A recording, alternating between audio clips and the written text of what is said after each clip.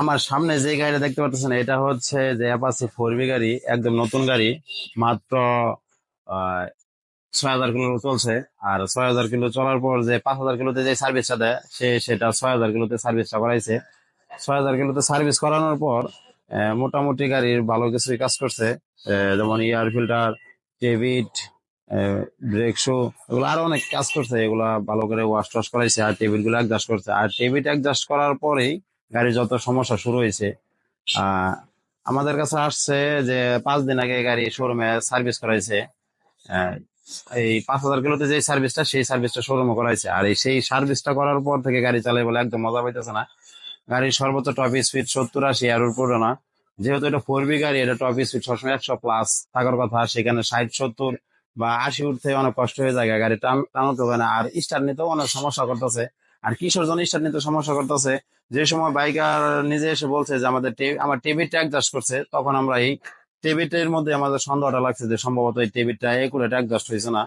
যার কারণে আমরা এই টেবিট ক্যাপটা খুলছি। আর টেবিট ক্যাপ খোলার পর দেখে তো পুরাই অবাক যে কেমনে সম্ভব যে 4B গাড়ির টেবিট ক্লিয়ারেন্স থাকার কথা হলো যে কার্বোরেটর সাইডে যেটা থাকো সেটা থাকার কথা 0.4 mm, একদম 0.4 mm থাকার কথা কার্বোরেটর সাইড। আর হচ্ছে যে সাইলেন্সার সাইড যেটা, ওটা থাকার কথা 0.6 mm। আর সে এখানে দেয়া রাখছে যে আমরা যেটা পাইছি, সেখানে পাইছি যে এখানে পাইছি 0.2 mm পাইছি। মানে 2 mm ও ঢুকে না, একদম টাইট। মানে কার্বোরেটর সাইড দিয়ে রাখছে 0.2 mm ও টাইট হয়ে যায়। ওই অবস্থা করে রাখছে, একদম জাম করে রাখছে। মানে টেবিটে আমরা যদি হাত দিয়ে যদি নড়াচড়া দেই, পুরো গাড়ি সহ নড়াচড়া করে, এই পরিমাণ টাইট দিয়ে রাখছে, যার জন্য গাড়ি স্টার্ট নিতে সমস্যা করতেছে, তেল বেশি খাইতেছে। আর তারপর আমরা টেবিলটা কোনটা কত দিব, আর কিভাবে অ্যাডজাস্ট করবো সেটা এখন দেখাবো। যে কার্বোরেটর সাইড যেটা, সেটা আমরা দিব 0.4 mm। আর সাইলেন্সার সাইড যেটা, সেটা দিব আমরা 0.6 mm। আপনাদের সরাসরি দেখাই যে সার্ভিস সেন্টার থেকে কিভাবে আপনাদের এই টেবিলটা এত টাইট দিতে পারে। সবসময় সার্ভিস সেন্টারে স্পেশাল টুলস থাকার কথা। এই টুলস গুলো থাকার পরও সে কিভাবে এরকম করে টেবিলটা জাম করে দিল, সেটা দেখাই। দেখেন যে 0.2 mm যেটা, 0.2 mm যেটা, সেটা আমরা ভিতরে দেওয়ার চেষ্টা করি, যে একদমই যায় না, বাঁকা হয়ে যাইতেছে, তাও ভিতরে যায় না। কি পরিমাণ টাইট দিয়ে রাখছে এটা আর এটা, দুটোটাই সেম, মানে একদম ভিতরে যায় না, একবারে জাম জাম করে রাখছে।